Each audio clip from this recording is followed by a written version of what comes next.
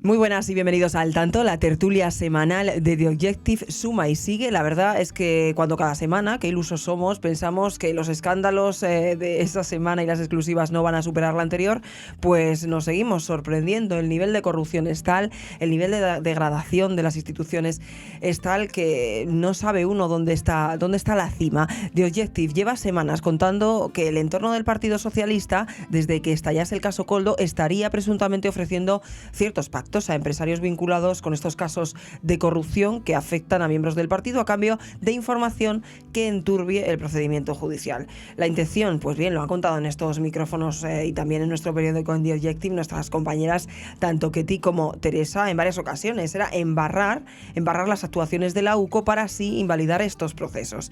Esta semana que hemos tenido, ¿cuál es la novedad? Pues hemos tenido los audios. Ustedes los han escuchado, los van a escuchar aquí también, audios de reuniones entre la considerada ya fontanera del Partido Socialista, Leire Díez, junto a empresarios y también a abogados.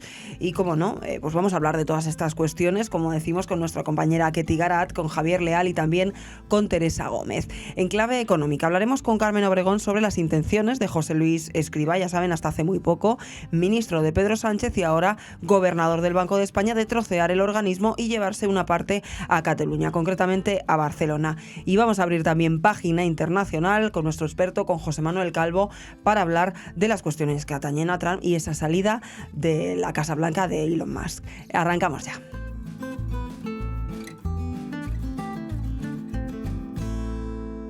Y arrancamos, como siempre, saludando a Álvaro Nieto, director de The Objective. Álvaro, ¿qué tal? Muy buenas. ¿Qué tal, Rocío?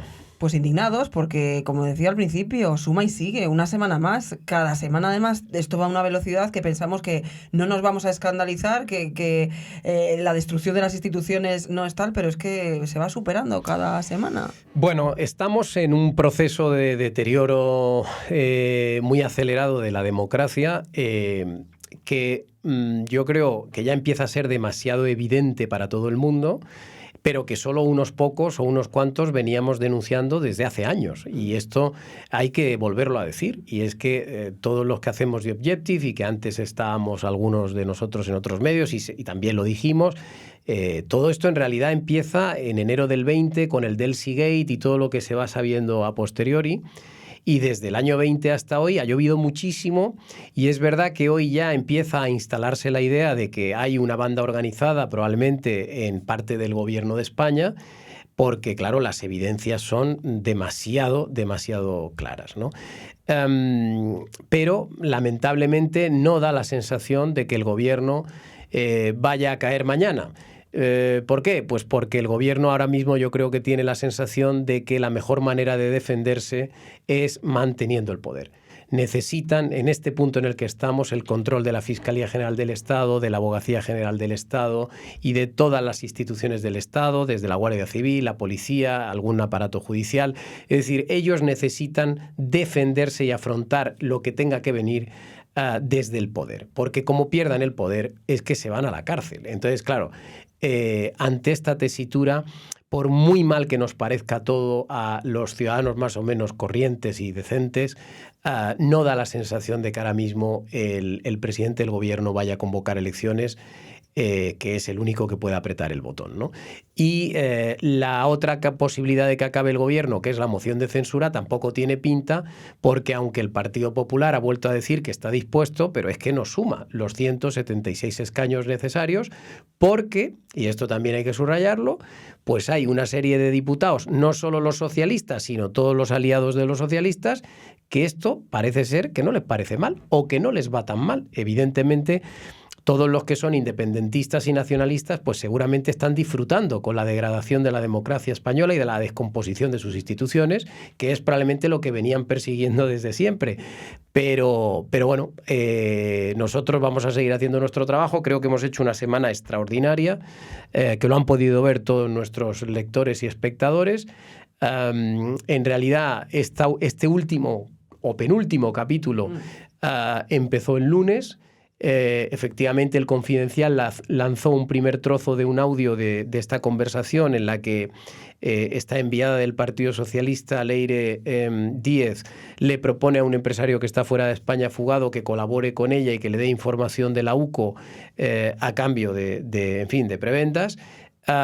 nosotros ese día ya dábamos una pieza que es fundamental en esta historia, y es que The Objective publicó el lunes en exclusiva cómo la Hacienda Foral Vasca había beneficiado a ese empresario permitiéndole aplazar una deuda muy importante, cosa que no se hace normalmente. Entonces, claro, ya veías tú nuestra información y en la primera parte del audio ya empezabas a sospechar que se estaba beneficiando este empresario de alguna cosa o de alguna contrapartida. Ese mismo lunes por la noche, The Objective ya puso encima de la mesa el segundo audio, que es quizás el más relevante en esta historia, que es cuando Laura Díez habla directamente de que va a mandarle un fiscal a Dubái y que no se preocupe, que la fiscalía está controlada y que, por supuesto, la manejan ellos.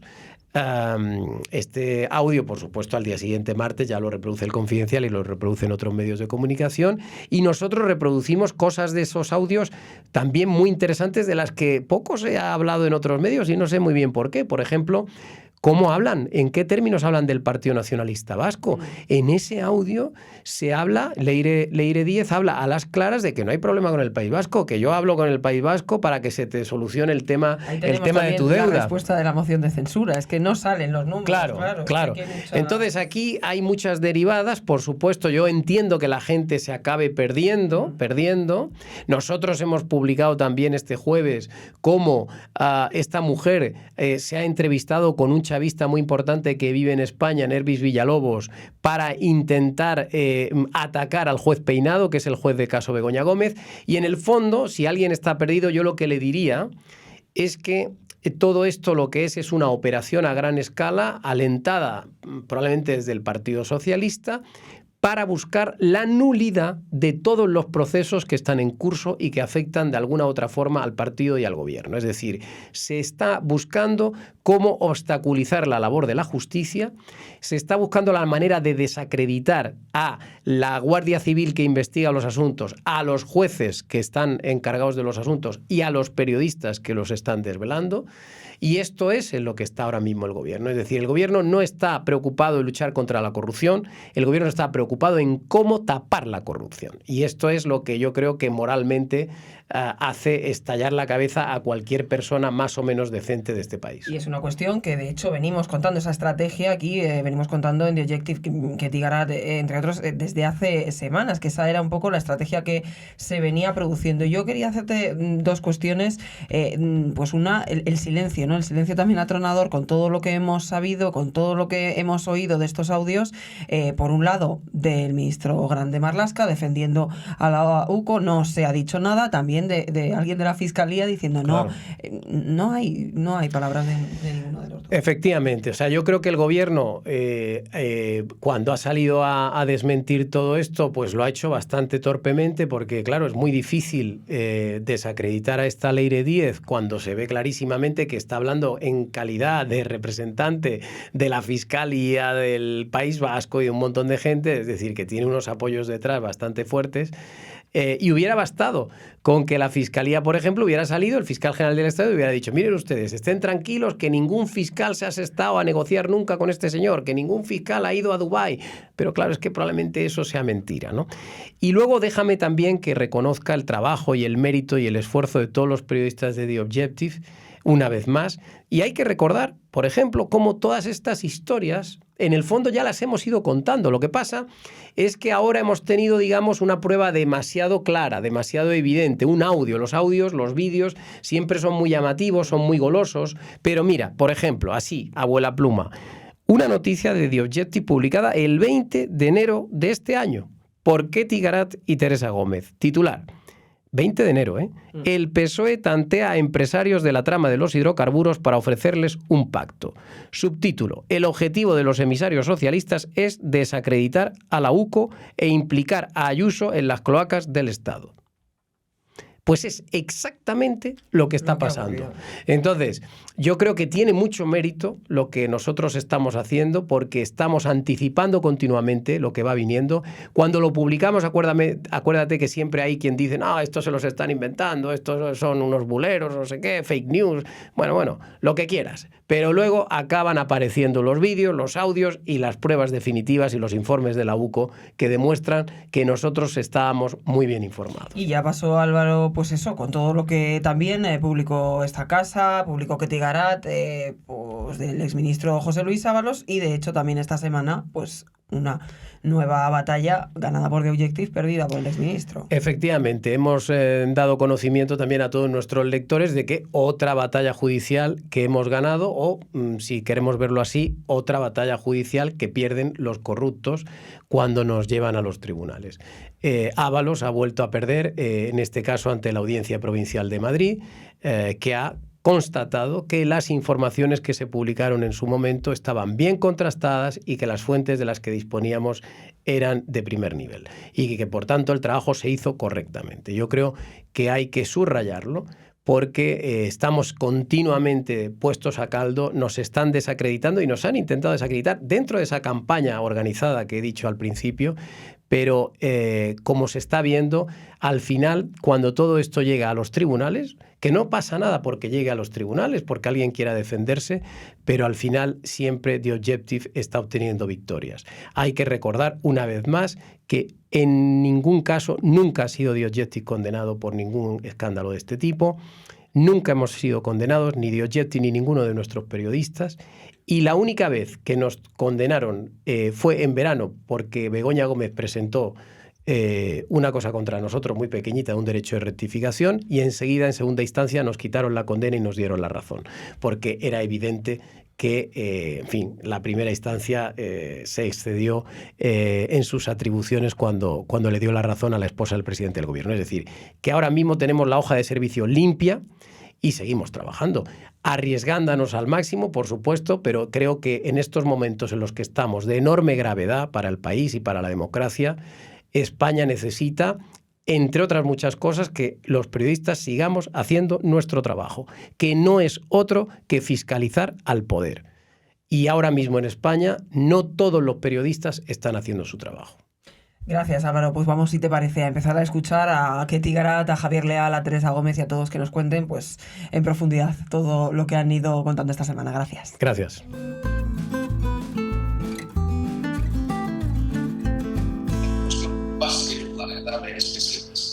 Nosotros le hemos intentado explicar que el hecho de sacar toda esta información a la luz anularía su procedimiento. Vamos a ver, vamos a ser precisos. El artículo 305 del Código Penal dice que se puede arreglar un delito fiscal vertiendo la información que permita descubrir a los verdaderos culpables y sujetos obligados. También el de pagar, es decir, no estamos hablando de nada extraño. Hay una segunda vía o una tercera vía que es muy importante, que es la que tú estás planteando con lo del artículo de pronunciamiento, cuestiones previas, todas estas cosas, que es la posible nulidad de actuaciones. Porque haya habido vicios, es decir, haya habido errores, se hayan incumplido garantías.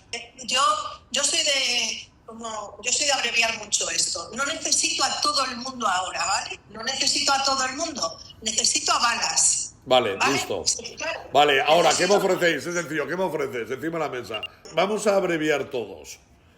Si yo traigo eso, ¿qué pasa conmigo? Vale, déjame que le... Aquí hay varios sujetos que interesan.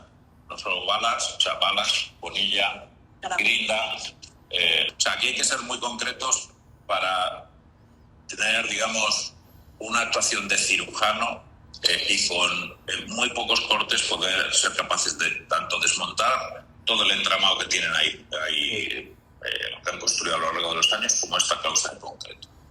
¿Qué es lo que nosotros podemos traer a la mesa? Y te lo digo así a lo bestia.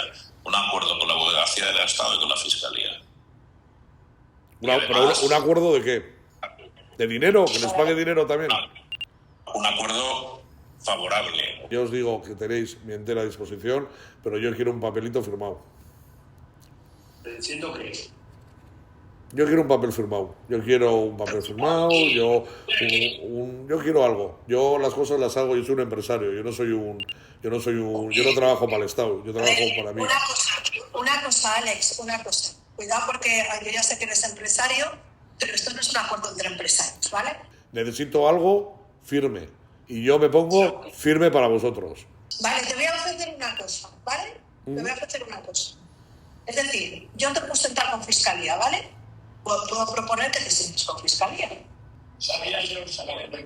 Alex, cuando yo digo de sentarte con alguien, es de sentarte con alguien para un fin determinado, ¿vale? Vale. No es sentarte para que vayan toreando, no. Vale, pero yo estoy en Dubái ahora. Ya me has dicho, vale. Sí. No pasa nada, porque los fiscales también se mueven. En este país viajan, no hay ningún problema. Eso no hay ningún problema, ¿vale? Pero el día que ese fiscal viaje, que va a ser más pronto que tarde, o sea, ya no puede haber generalidades ni vaguedades, ¿vale?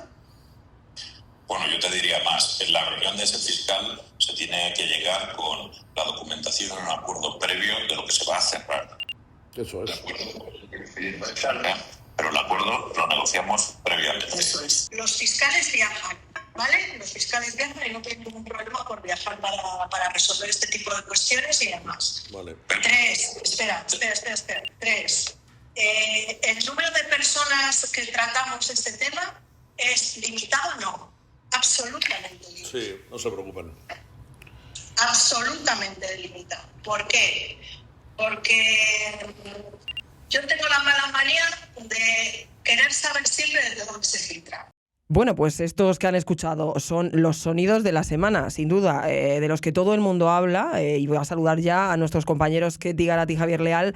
Muy buenas, compañeros, y enhorabuena por estos documentos sonoros que sin duda son la información de la semana y del mes, podríamos decir. Muy buenas, Ketty, por teléfono, y aquí tenemos a nuestro compañero Javier. ¿Qué tal? ¿Qué tal, Rocío? ¿Cómo estáis, Rocío? Pues eso, como decíamos, la verdad que son unos sonidos que, bueno, vamos a poner en antecedentes a nuestros oyentes, aunque son seguramente de sobra conocidos por ellos, porque también, aparte de oyentes, son fieles lectores, y es que The Objective lleva ya desde hace semanas contando lo que ahora estos audios vienen a demostrar, y es que desde que estallase todo el caso Koldo, el caso Ábalos, se estaba ofreciendo pactos a empresarios vinculados con estos casos de corrupción que afectan precisamente a miembros del partido a cambio de información que pudiese enturbiar los procedimientos judiciales. La intención, pues lo ha comentado en estos micrófonos Ketty Garat en varias ocasiones y en sus crónicas, pues era precisamente embarrar las actuaciones, pues entre otras cosas, de la UCO. Y todos estos audios que primero publicó el lunes un extracto del Confidencial y que The Objective tuvo posesión de ellos, concretamente mis dos compañeros, de manera extensa, y que se han ido publicando durante esta semana, vienen, Ketty, como decimos, a confirmar todas esas informaciones que venías contando.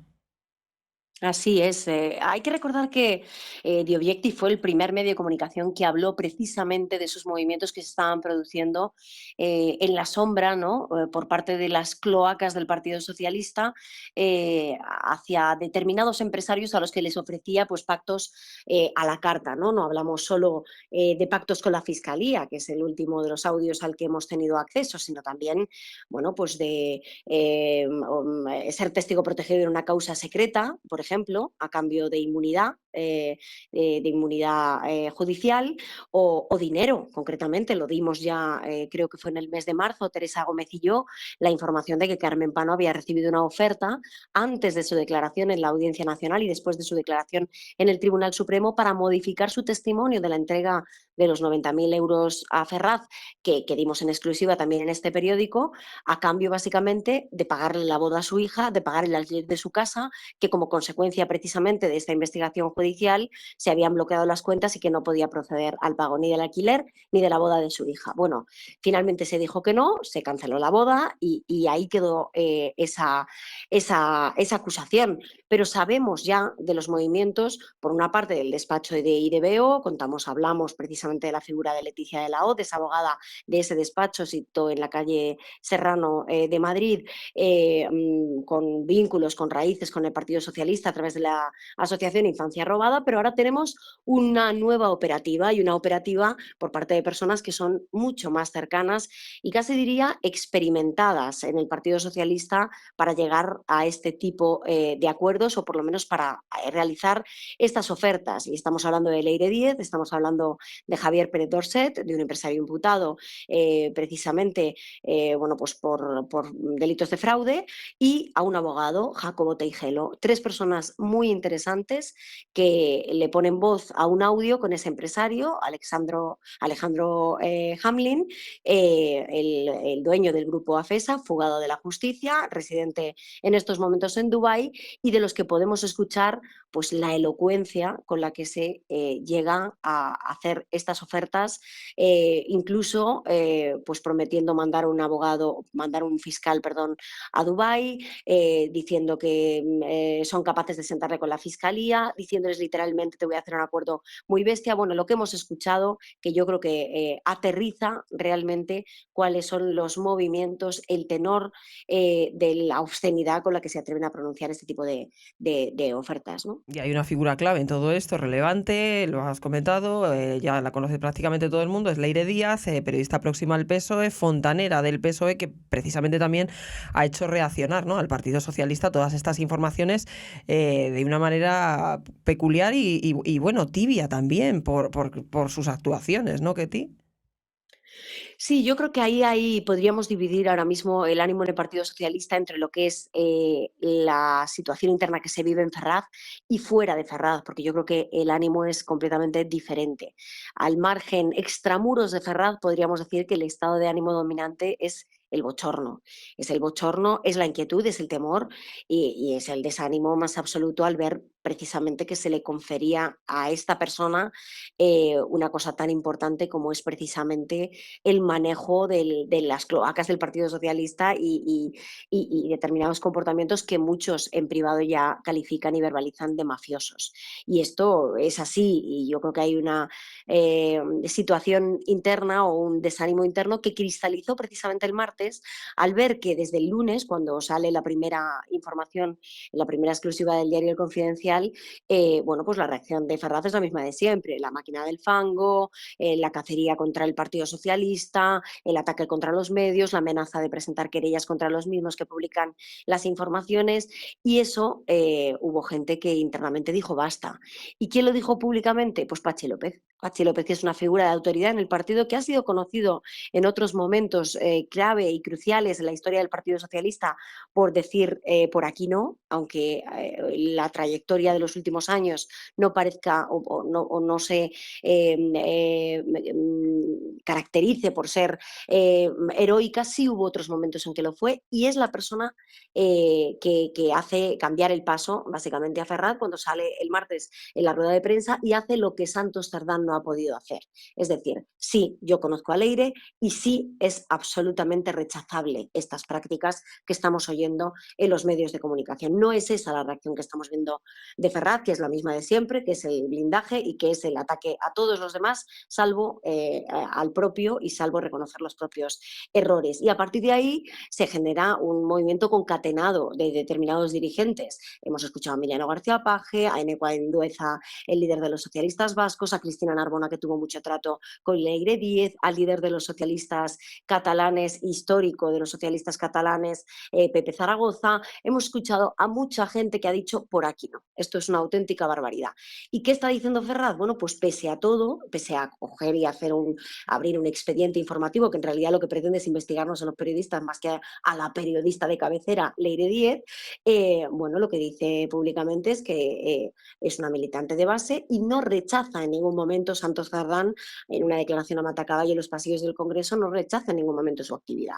¿Por qué? Porque básicamente lo que está haciendo Ferraz, solo Ferraz, no el Partido Socialista, es proteger a Leire Díez, es proteger a la que es, eso es, la mano derecha de Santos Tardán y la que recibe el encargo de Santos Tardán, y así se lo dice ella misma a varios compañeros del Partido Socialista que nos lo cuentan a nosotros, de hacer una determinada investigación para encontrar información sensible de la Guardia Civil y de mandos de la Guardia Civil que puedan, como tú decías antes, Rocío, facilitar la nulidad de la causa, la nulidad del procedimiento a cambio de encontrar errores procesales y vulneración de las garantías procesales de los encausados. Ese es el objetivo y ese siempre ha sido el objetivo de Ferraz, de la estrategia de defensa de José Luis Ábalos y de la estrategia de defensa de otras personas imputadas en la causa de los que utilizan o que tienen como abogados precisamente a miembros de esta llamada Gestapillo socialista. Y es el caso de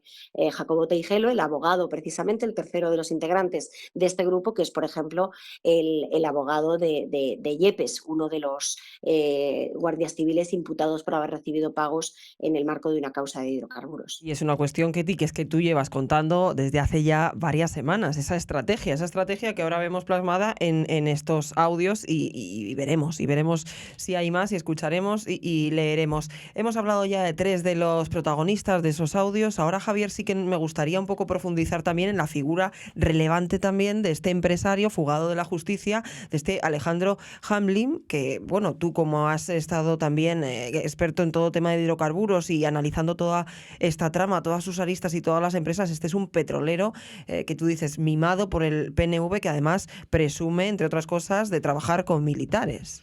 Sí, Jafesa era una empresa que siempre ha estado en la diana del sector, ¿no? Siempre se ha dicho que hacía fraude de hidrocarburos. De hecho, estaba imputada desde el año 2021 y continúa en su actividad, ¿no? Entonces, aquí lo curioso es que no solo es, como dice Ketty, el Partido Socialista el que ahí se encuentra ahora mismo salpicado en esta situación, sino que hay otro partido, ¿no? Que es el Partido Nacionalista Vasco, ¿no? Que ha sido un partido que sí, que se puede decir que ha mimado a Hamblin, que ha mimado al grupo Jafesa, porque le ha permitido una serie de aplazamientos de pago, tanto de IVA como de impuestos especiales, muy controvertidos. Esto les permite tener buena tesorería, actuar con mayor margen y funcionar, ¿no? Y sobre todo le permite a una compañía como esta que se encuentra imputada por fraude de IVA, ¿no? O sea, que le estás prorrogando el IVA a una empresa imputada por fraude de IVA. Y para más INRI, a un presidente que se encuentra, él dice que no, pero sí, todo apunta que sí, fugado en Dubái, y que ha dado 2 plantones a la justicia, ¿no? A principios de mayo no entrega el pasaporte, porque dice que está en Dubái, y a finales de mayo tenía el primer día del juicio y tampoco aparece, ¿no? Entonces, aquí el PNV, que no ha dado explicaciones, también tiene que hablar de este tema, ¿no? De la figura de Hamblin, ¿no? Un PNV que, claro, dices, apoya a este empresario y también es muleta necesaria para que el Partido Socialista siga en el poder. Todo queda entre ellos y, claro, el tema de Hamblin, precisamente en los audios se escucha, ¿no? Los fiscales se mueven, le prometió Leire Díez en uno de ellos a este empresario imputado. No te preocupes que los fiscales se mueven y pueden ir a Dubái, ¿no? Sí, claro, si empezamos ya a jugar con la deriva política es verdad, ¿no? Se dan como muchas coincidencias en el mundo de los hidrocarburos, ¿no? Como ya se contó aquí en The Objective, pues una empresaria, ¿no?, vinculada al Dama entregaba bolsas, ¿no?, con 90.000 euros a la sede Ferraz. Y por otro lado vemos aquí a un PNV muy vinculado también en este caso con la Hacienda Foral de Vizcaya, con la empresa Jafesa, ¿no? Está claro que el mundo de los hidrocarburos tiene aquí un papel muy relevante, ¿no? Y los partidos políticos parecen estar alrededor de estas empresas del mundo de los hidrocarburos, ¿no? De hecho, también, Ketty, Javier, Ketty, tú habla cuando consideres, yo te tengo aquí abierta, compañera. También contáis que este Hamblin, el empresario beneficiado por el PNV, dice precisamente que Aldama y Delcy comparten una firma en Suiza. O sea, todo este entramado del que venimos hablando sigue y llevamos hablando ya meses. Es que todos los círculos van conectando. Al final, toda esta red tiene muchas coincidencias.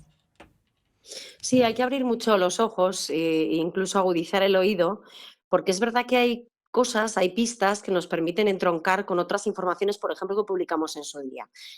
Yo recuerdo una pieza de The Objective que se llamaba algo así como la trama milmillonaria del petróleo, ¿no? La UCO investiga una trama milmillonaria del petróleo. Hablábamos de un operativo a gran escala, un operativo que básicamente consistía en importar petróleo de Venezuela por la puerta de atrás, evitando el régimen de sanciones que existía desde 2017 por parte de la Unión Europea y desde Estados Unidos, y que básicamente importaban petróleo venezolano, el petróleo tipo Merey, un petróleo sin refinar, no apto para los estándares de calidad de la Unión Europea, que lo que hacían era refinarlo básicamente en República Dominicana y luego traerlo a España y venderlo en España, cambiándole en Dominicana el sello de procedencia.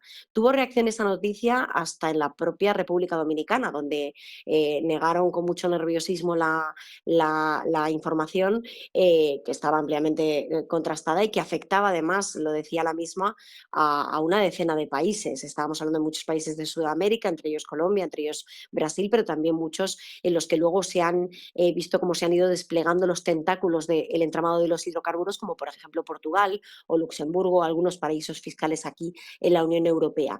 Y digo que esto es relevante porque es exactamente el operativo que describe el otro día Hamlin en ese audio íntegro exclusivo al que tuvimos acceso Javier Leal y yo en The Objective.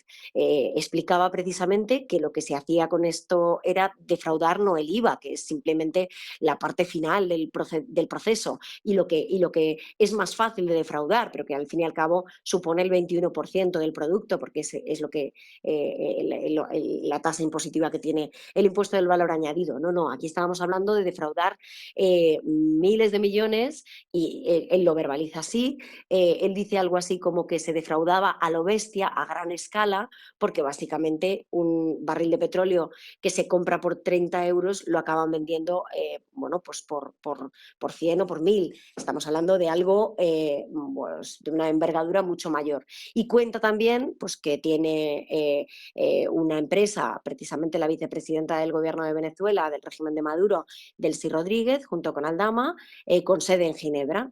Nosotros nos limitamos a poner el audio de lo que él describe. No tenemos acreditado, él dice que tiene los papeles y que lo puede demostrar, con lo cual yo creo que la justicia está tardando ya en llamarle a declarar, pero claro, teniendo en cuenta que vive en Dubái y que tiene una treta básicamente consistente en tener una deuda con las autoridades de ese país árabe para no tener que venir a España a declarar, pues veremos a ver si eso funciona, pero desde luego a quien le tendrá que pedir explicaciones la justicia es al propio Hamlin para que aporte esa documentación que dice tener y que implicaría desde luego a la número 2 del régimen de Maduro y al imputado Víctor de Aldama en la trama del Fuel aquí en España, en una operación de mucha mayor envergadura que, ya digo, hace muchos meses nos contaron fuentes de la investigación a Teresa Gómez y a mí, y que ahora en esta investigación con Javier Leal pues le pone voz a alguien, y por lo tanto es un documento de enorme valor periodístico. Pues Ketty, Javier, de nuevo enhorabuena por ese trabajazo, por ese documento sonoro que sin duda no se ha hablado de otra cosa. No se ha hablado de otra cosa esta semana. Lo que pasa es que como la velocidad de la información es tal, pues cada escándalo semanal supera al anterior, pues no sabemos si la semana que viene tendremos otra bomba. Compañeros, muchísimas gracias, como siempre. Hasta luego. Un abrazo y luchemos por no anestesiarnos. No, sin duda. Gracias, Ketty. Hasta luego.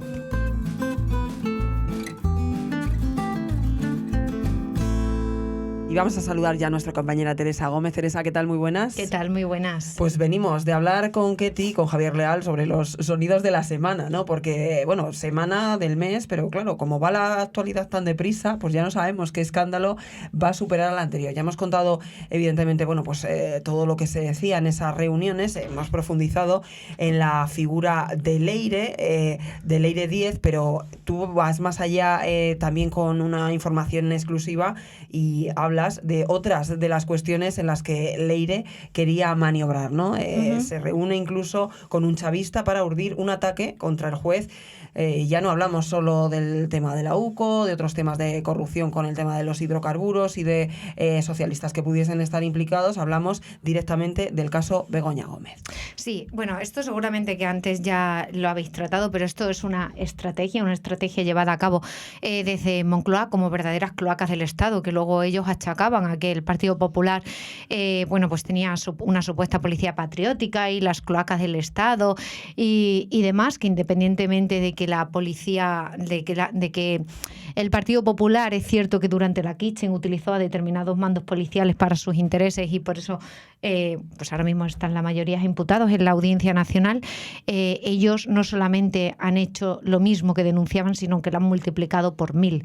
Y es montar toda una trama para no solamente, como en el caso del Partido Popular, pues conseguir unos papeles de Bárcenas. No, en este caso es para parar todas las investigaciones judiciales y periodísticas en torno a la corrupción que presuntamente pues salpica a la mayor parte de este gobierno y para así poder seguir cometiendo la corrupción a sus anchas, ¿no?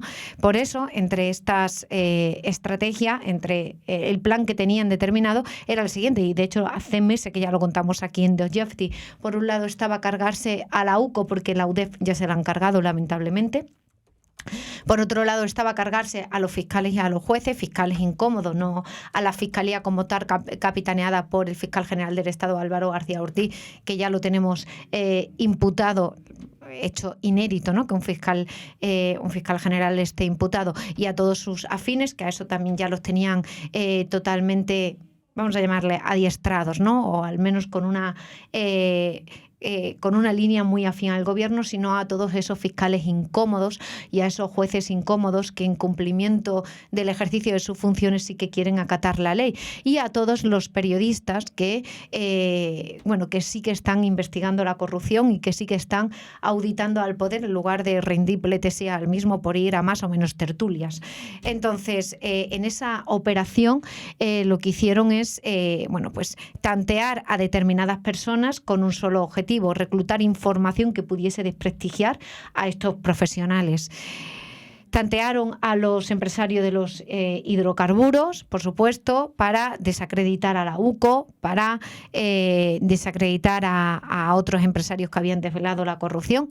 Carmen Pano, por ejemplo, fue una a la que también le ofrecieron un pacto si se retractaba y decía que lo de los 90.000 euros era falso, cosa que ella dijo que no iba a decir eso porque era verdad y porque así también lo había declarado, no solamente aquí en primicia, sino también ante la UCO y más tarde ante el Tribunal Supremo. Sino que también quisieron ir a por el juez Peinado. ¿Y por qué a por el juez Peinado? Bueno, pues muy sencillo, porque el juez Peinado actualmente está investigando a Begoña Gómez y tiene imputada a Begoña Gómez por 4 delitos distintos. Y para eso tocaron a un ex viceministro de Chávez, que se llama Nervis Villalobos. Esta persona está aquí en España imputada por delito de blanqueo de capitales. Está imputado en la Audiencia Nacional, pero en un principio la causa la comenzó a llevar el juez Peinado, que decretó en su día, en el año 2017, prisión provisional para este dirigente chavista. Entonces, en su periodo en la cárcel, él conoce a Sandro Rosell, al expresidente del Club de Fútbol, que también estaba en Soto del Real, y ahí hacen una gran amistad. Años más tarde, en el año 2024, Sandro Rosell le dice que quiere reunirse con él, que le quiere presentar a una persona.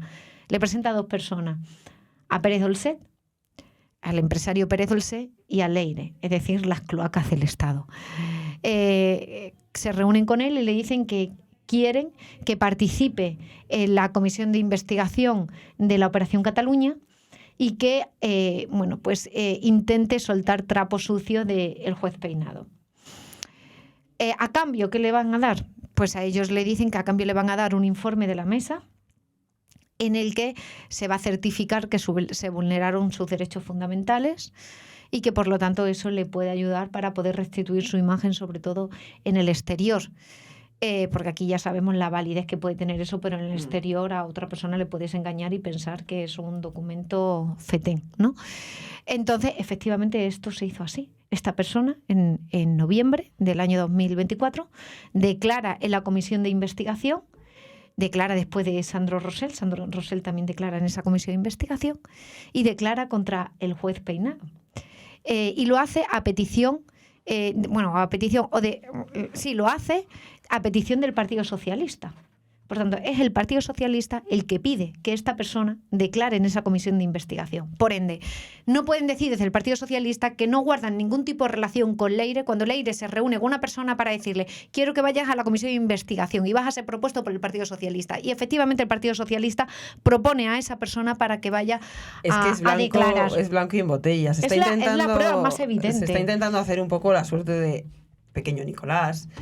No la conocíamos, pero bueno, es que es tan evidente. Pero ridiculizar, intentar ridiculizar, ¿no?, a una persona para quitarle credibilidad.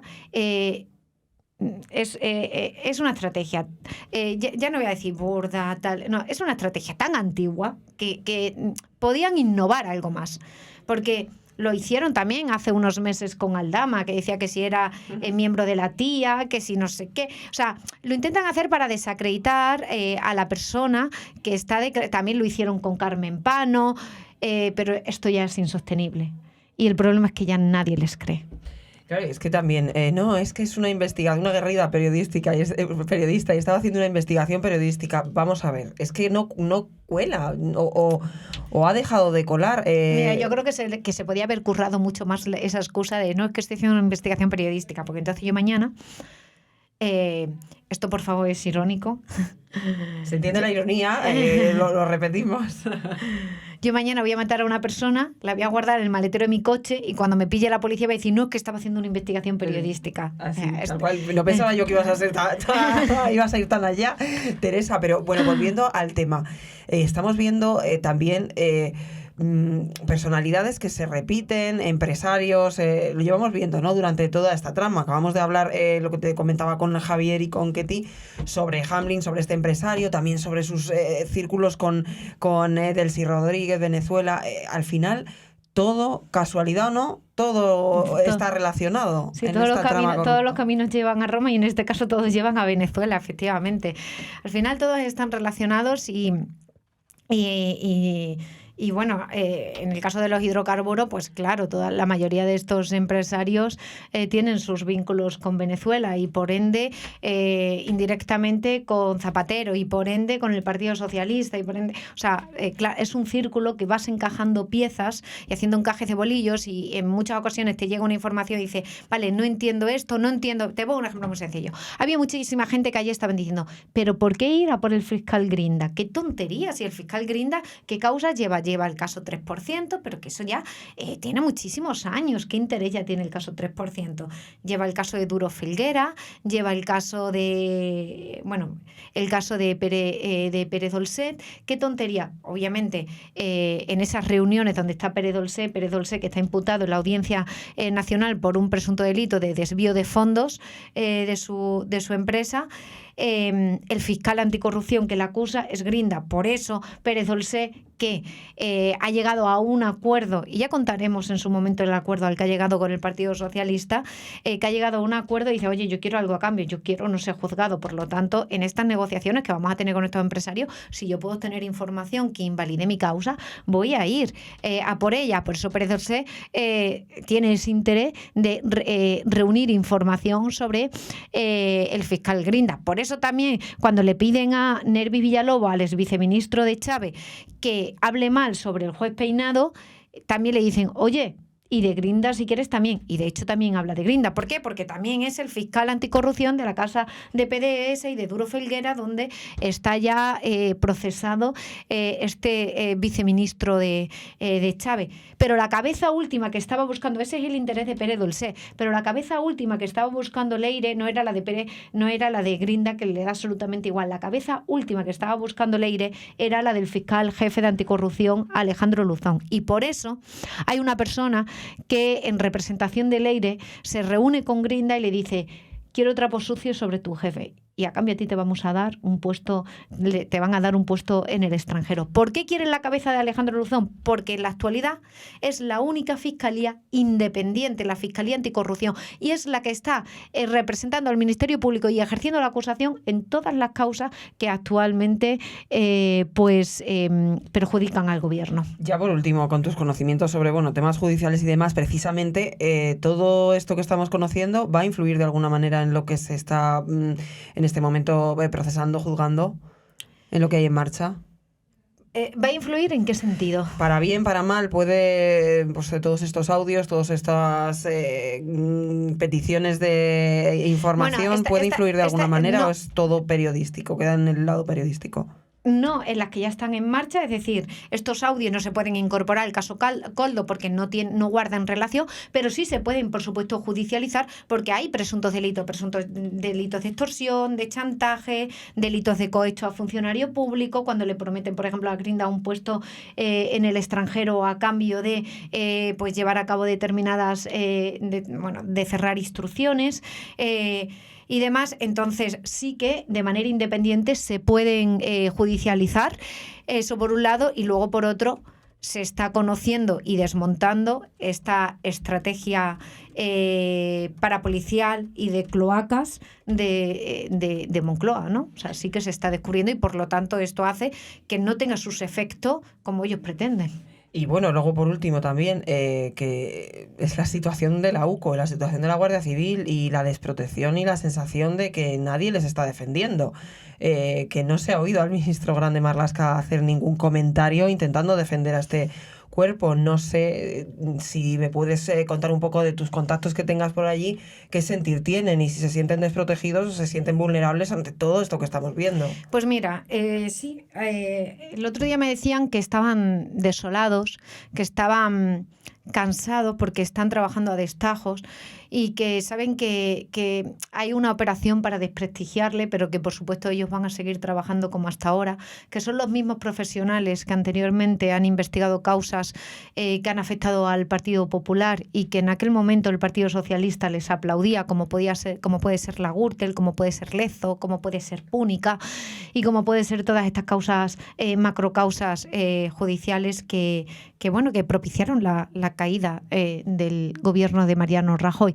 Esos mismos profesionales ahora siguen siendo también profesionales y están investigando la corrupción que tenemos actualmente debido a la dejación de funciones por parte de la Policía Nacional a través de su unidad de élite que es la UDEF, después de que pusieran a la cabeza a una persona que no se quiere mojar, ¿no? O que quiere estar ahí cobrando un sueldo sin hacer absolutamente nada. Estos sí que llevan la profesión desde un punto de vista más vocacional. Aquí quiero ser justa, por supuesto los policías de la UDEF también, el problema es el jefe, el comisario Fernando Alonso. Los agentes son auténticos profesionales y por supuesto están igual de indignados que nosotros y que cualquiera, sobre todo porque no le dejan trabajar, ¿no? Entonces, sí que están cansados, pero van a seguir adelante y al mismo tiempo que no ha salido Marlaska a defender a los miembros de la UCO, yo tampoco he visto al fiscal general del Estado defendiendo a sus fiscales ante estos audios, donde Leire, en representación del gobierno socialista, viene a decir que no se preocupen por la fiscalía, que con la fiscalía se pueden sentar a hablar. La verdad que es todo dramático ver cómo poco a poco las instituciones del Estado se están degradando de tal forma y ver cada semana, como decíamos, que es que cada semana nos sorprende la gravedad con respecto a la anterior, que ya el escándalo de la anterior semana era grave, pues es que ya no sabemos dónde está el tope. Teresa Gómez, como siempre, muchas gracias, compañera. Muchísimas gracias a ti. Gracias.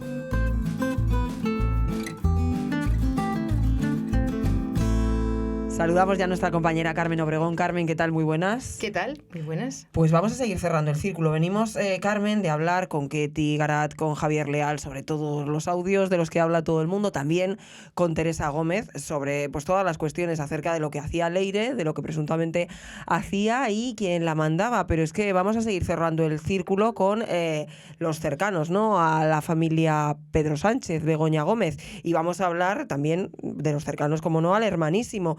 Y lo que se ha conocido esta semana y has venido publicando en exclusiva sobre el secretario general del Partido Socialista en Extremadura, sobre Miguel Ángel Gallardo. Miguel Ángel Gallardo, que se ha estrenado en la Asamblea de Extremadura con un discurso, pues la verdad, bastante patético, porque es que prácticamente ha leído un papel de argumentario diciendo que nosotros somos buenos porque somos progresistas, y poco más ha dicho.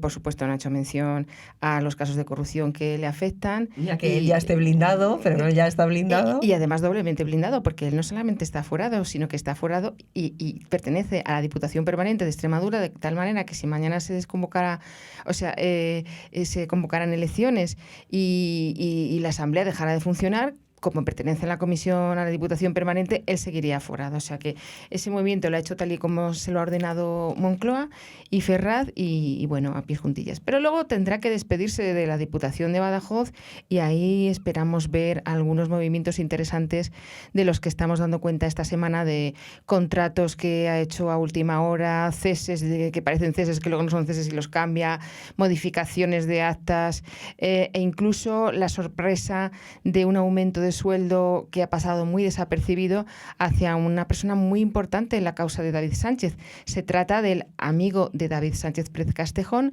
asesor de David Sánchez Pérez Castejón y también asesor de su hermano Pedro Sánchez Pérez Castejón en la Moncloa.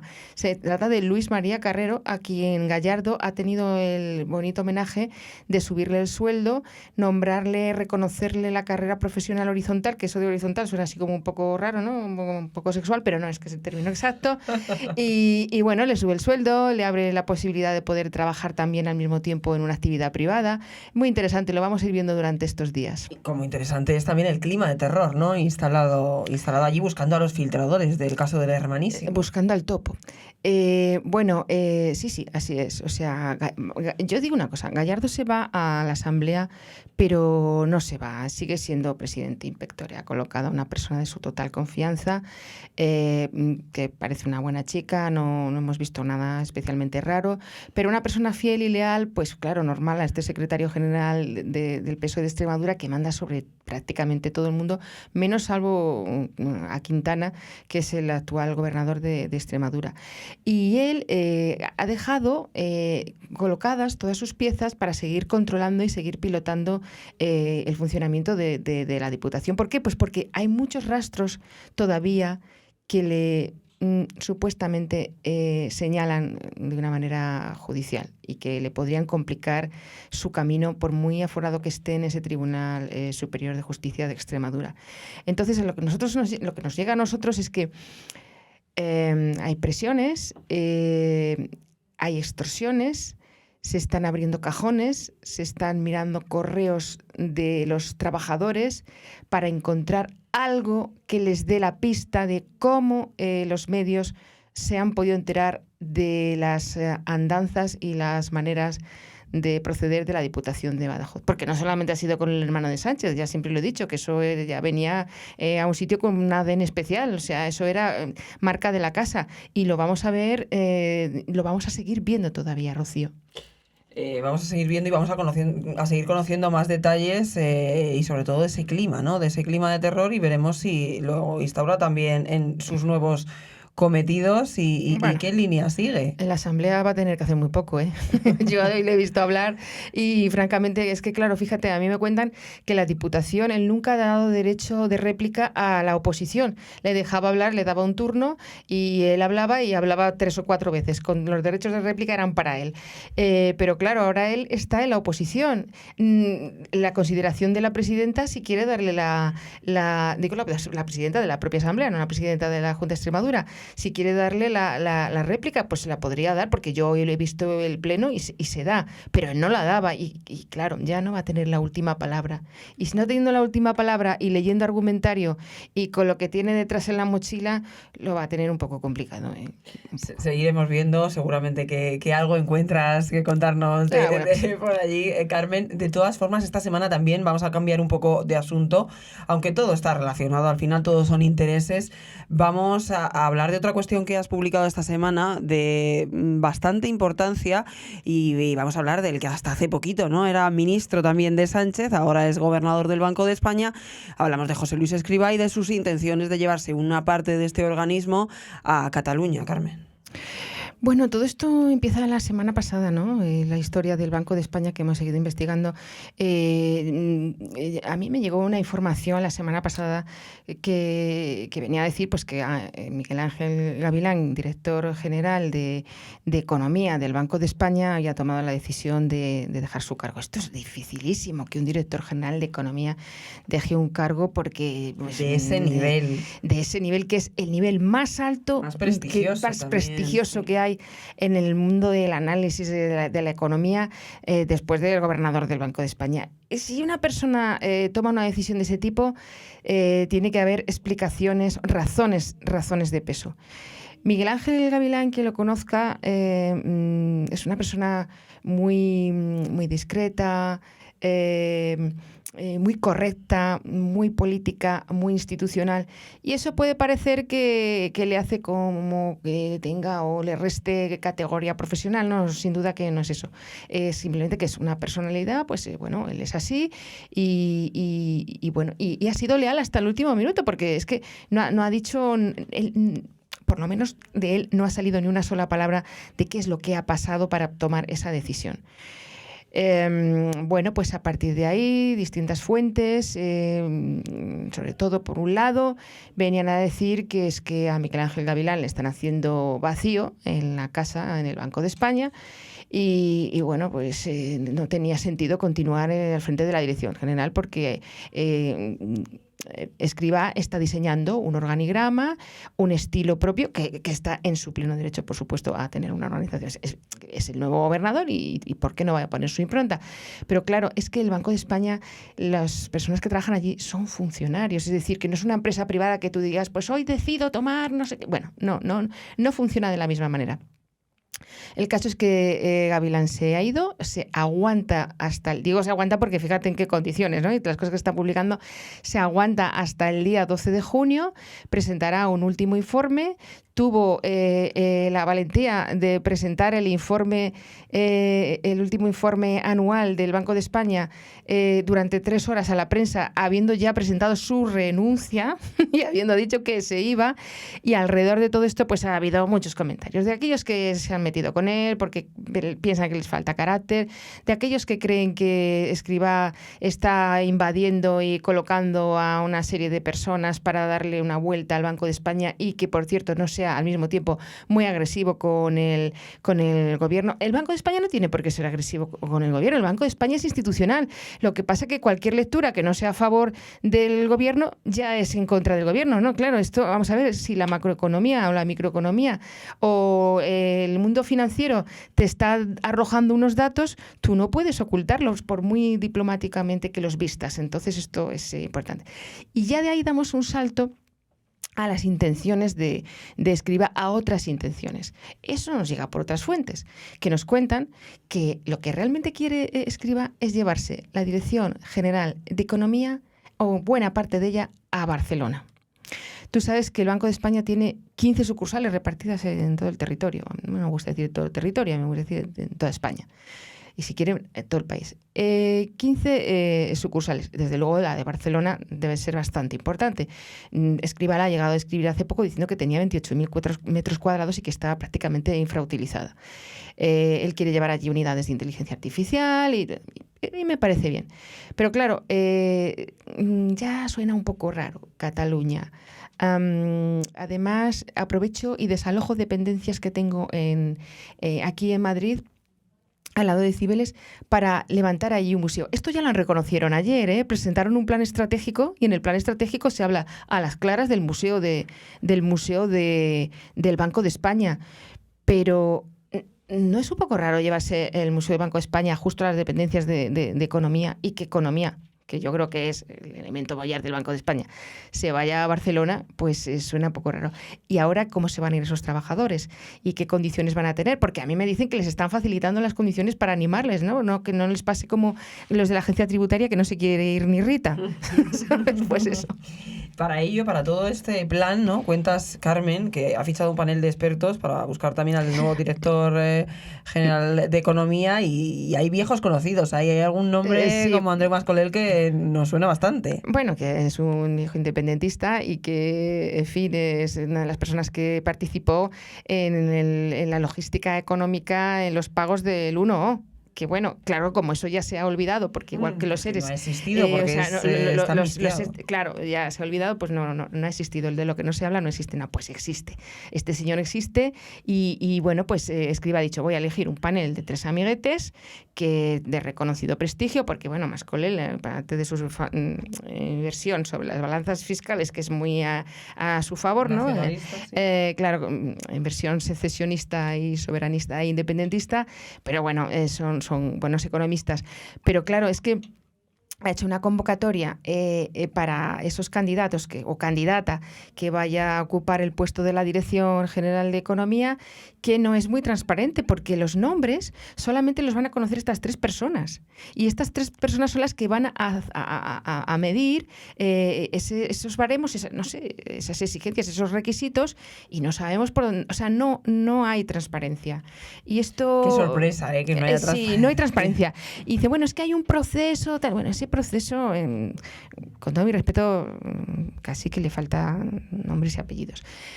Algunas fuentes que nosotros hemos consultado dicen, yo esto no me atrevo, simplemente traslado lo que me comentan, será catalán, será un economista catalán y se irá a Cataluña.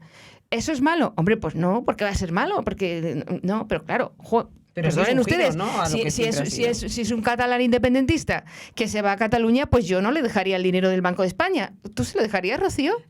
No quiero esa pregunta. Es una pregunta complicada, pero yo no sé, que hagan el Banco de Cataluña, pero vamos a ver, seamos sensatos. Seamos sensatos y entendamos que no van a velar por los intereses de toda España, sino por los intereses probablemente, si es independentista, de lo que ellos consideran su territorio, ¿no?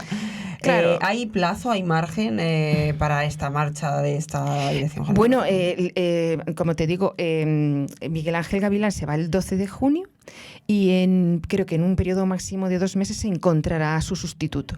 De todas maneras, ya hay un segundo de a bordo que se ha nombrado, que ya aparece en los organigramas del informe estratégico, del plan estratégico del Banco de España ayer, donde se ve el enorme peso que se llevan 2 direcciones generales que ocupan Lledó y Del Valle, y que son nombres que resultan incómodos para personas que están alrededor de Miguel Ángel Gavilán, porque entienden que está cobrando demasiado protagonismo a áreas que no tendrían por qué cobrarle y que son áreas muy importantes, ojo, esto hay que decirlo, pero que también son áreas que están cruzadas con el mundo con los mensajes, con el mensaje que quiero proyectar del Banco de España. Y entonces eso hace que a lo mejor pues matices importantes, como hablemos de las pensiones no se hablan, hablemos de la vivienda se habla poco, hablemos del efecto que pueda tener la OPA del Banco BBV sobre Sabadell, no se pasa por encima. Dicen que es por respeto al informe de la CNMC. Bueno, podríamos entenderlo, podríamos comprar como animal de compañía.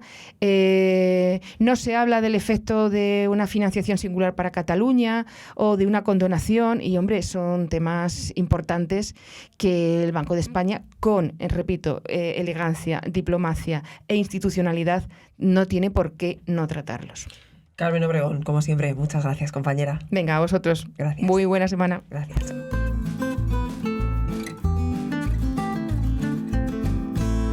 Y antes de finalizar, abrimos también página internacional con nuestro mayor experto, con muchos años de trayectoria y de experiencia, de hecho, en Estados Unidos, José Manuel Calvo. ¿Qué tal? Muy buenas. Hola, ¿qué tal? Muy buenas tardes, Rocío. Para hablar, pues eso, una vez más, de Donald Trump. La última vez, José Manuel, que te tuve aquí, que estuviste en estos micrófonos, precisamente creo recordar que fue con toda esta locura de los aranceles, todo el movimiento económico que se generó en el mundo. No nos hemos recuperado todavía, ha habido una cierta tregua, ¿no?, en este caso, en el tema de los aranceles, pero sí que comentábamos, recuerdo, bueno, ¿hasta cuándo va a durar esta locura de Donald Trump? Porque no lleva ni 100 días en la Casa Blanca en ese momento, y es que no lleva ni medio año en la Casa Blanca, pero ya esta semana hemos empezado a ver ciertos movimientos que, bueno, pues yo creo que son un paso, o por lo menos nos viene a decir que algo está ocurriendo. 2 varapalos para Donald Trump son, uno, el Tribunal Internacional de Comercio de Estados Unidos, que ha anulado directamente, ha condenado esos aranceles de Trump, que están en plena negociación, en este caso con la Unión Europea. Veremos a ver en qué queda todo eso. Pero por otro lado, y este segundo palo me parece, yo creo ahora me dices, más importante sobre todo para la imagen, ¿no?, y para lo que representa Trump, es ese abandono de Elon Musk del gobierno estadounidense. 130 días.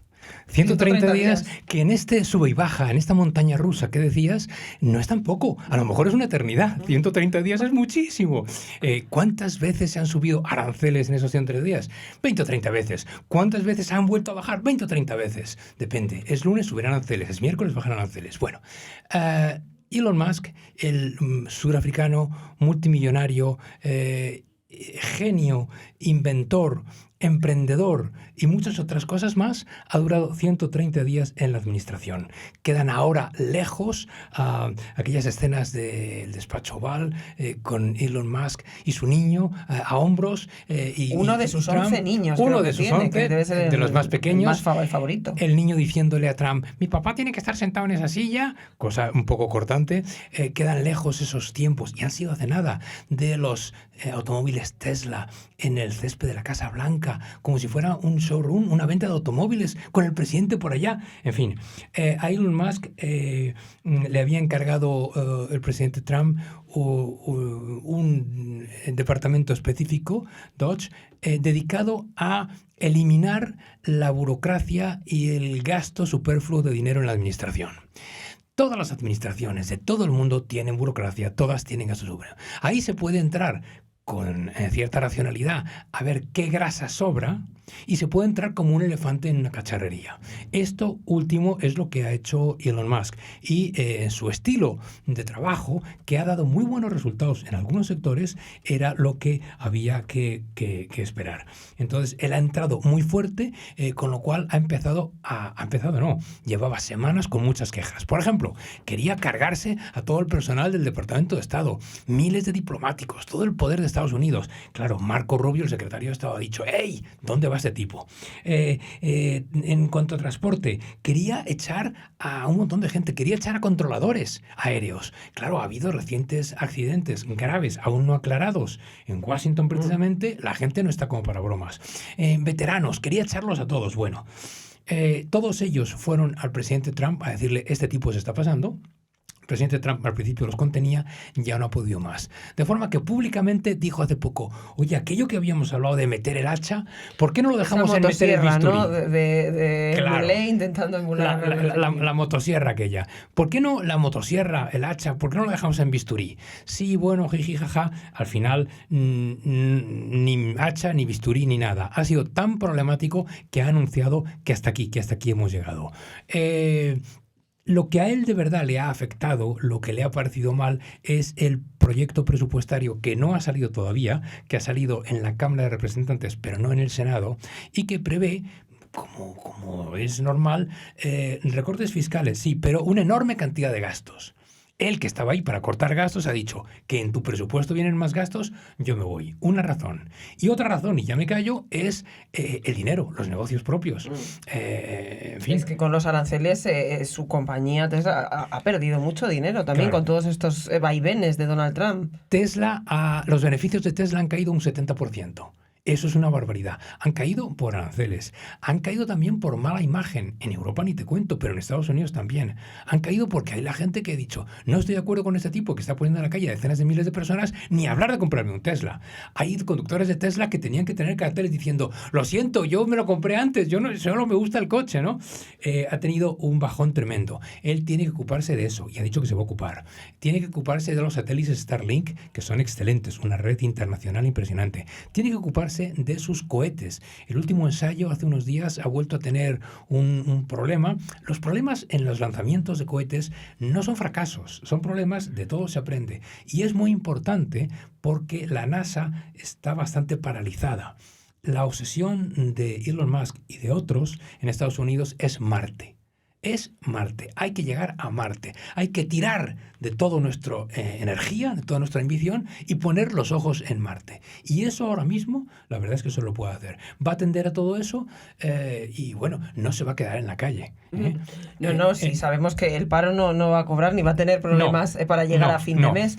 Pero en concreto sí, tenemos números. Elon Musk, en este periodo de tiempo, que no ha llegado a 6 meses, ha firmado ya sus empresas 52 contratos contratos con agencias norteamericanas por valor de 11.800 millones de dólares. No está mal. No, le ha salido, por un lado, ha tenido esas pérdidas, ¿no? Por todos los comentarios continuos y esa mala imagen, pero por otro lado, claro, los acuerdos, que de esos acuerdos no los critica, o sea, ahí no hay una puerta giratoria, ahí no hay derroche, no hay puertas giratorias. Hay un acuerdo, por ejemplo. Ahí no hay favoritismo. Se va a hacer una obra espectacular. Es posible que tenga sentido, ¿eh? Una obra espectacular que es un gran túnel ferroviario en el triángulo formado por Washington, Baltimore y Virginia. 8.000 millones de dólares. Él está metido ahí con una de sus empresas, una empresa apasionante que es The Boring Company, que es una tuneladora, una empresa para hacer túneles, ¿no? Él, cuidado, hace bien las cosas. Sí, él es un buen emprendedor. A él hay que agradecerle. A ese nivel, a él hay que agradecerle cosas. Claro. Es un auténtico emprendedor. ¿Servía para meterlo en una burocracia, en una administración? ¿Servía para dejarle como elefante en cacharrería? Pues seguramente no servía, y eso es en lo que estamos ahora mismo, ¿no? Pero claro, servía o no, él se prestó, José Manuel. Entonces, claro, al final vivimos muy deprisa y hablábamos de 130 días apenas en la Casa Blanca, pero de una erosión brutal de su imagen como empresario, de fantoche directamente. Ha quedado en muchas ocasiones de decir, oye, este tipo es un tipo, pues ha sido el más rico del mundo según la revista Forbes en diferentes años. No sé si ahora está en segunda o tercera posición, pero bueno, es evidentemente uno de los hombres más poderosos del mundo. Sus empresas de las más bollantes, evidentemente es un tipo inteligente que nadie lo discute, pero es verdad que sus formas y su proceder pues le han dejado una imagen que no sé si se puede recuperar tan fácilmente como se pierde, ¿no? Bueno, en este país, en Estados Unidos, las cosas van deprisa.